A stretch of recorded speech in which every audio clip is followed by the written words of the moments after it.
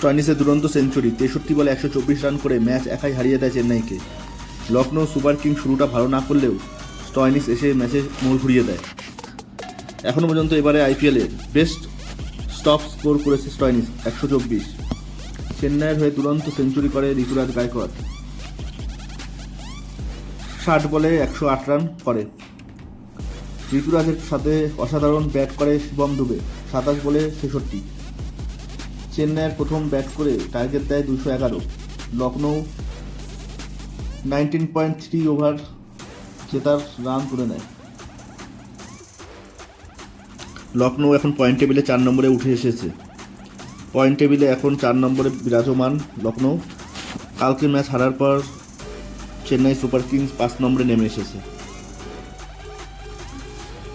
Point টেবিলের শীর্ষে রয়েছে এখন রাজস্থান রয়্যালস, 2 নম্বরে আছে কেকেআর কলকাতা, আর 3 নম্বরে আছে হচ্ছে সানরাইজ হায়দ্রাবাদ।